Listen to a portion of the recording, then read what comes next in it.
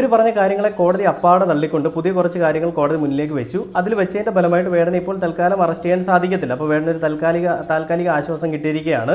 പക്ഷെ എന്നാലും സംഘികളുടെയൊക്കെ കരച്ചിൽ വീണ്ടും തുടർന്നുകൊണ്ടേയിരിക്കുകയാണ്. വെനൻ ടി വിക്ക് പക്ഷേ ഇപ്പോൾ ഒന്നും മിണ്ടാനില്ല.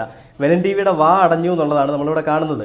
അതേപോലെ തന്നെ ഈ വെനൻ ടി വിക്കൊപ്പം തന്നെ NR മധു, അതേപോലെ തന്നെ RSS സംഘപരിവാർ പാർട്ടിയിലിരിക്കുന്ന ആളുകളുടെ ഒരു പ്രസ്താവനകളും ഇപ്പോൾ ഇല്ല. ഇതെല്ലാം നിലച്ചിരിക്കുകയാണ്. ഇനി അടുത്തൊരു പരിപാടി ഇവർ കണ്ടുപിടിച്ചുകൊണ്ടിരിക്കുകയായിരിക്കും.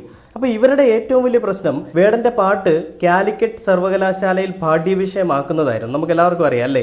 ആ ഒരു പാട്ട് പാഠ്യവിഷയമാക്കുന്നതിൽ തുടർന്നുണ്ടായ സംഭവ വികാസങ്ങളിൽ കൂടിയാണ്, അല്ലെങ്കിൽ അതിനെതിരെയുള്ള തർക്കത്തിൽ കൂടിയാണ് വേടനെ കൊടുക്കാനായിട്ട് ഇവർ ഓരോ പദ്ധതികൾ ആസൂത്രണം ചെയ്തതെന്ന് ഞാൻ പറഞ്ഞാൽ അത് സത്യമല്ല എന്ന് എത്ര പേർക്ക് പറയാൻ സാധിക്കും? അതൊരു സത്യം തന്നെയാണല്ലേ? കാരണം വേടൻ്റെ പാട്ട്, ഒരു കഞ്ചാവോളിയുടെ പാട്ട് എന്തിന് ഈ സർവകലാശാലയിൽ പാഠ്യവിഷയമാക്കുന്നു? അല്ലെങ്കിൽ തങ്ങൾക്കെതിരെ സംസാരിക്കുന്ന, തങ്ങൾ ചെയ്യുന്ന കൊള്ളരുതായ്മകൾ ഇന്നലകളിൽ ചെയ്തതും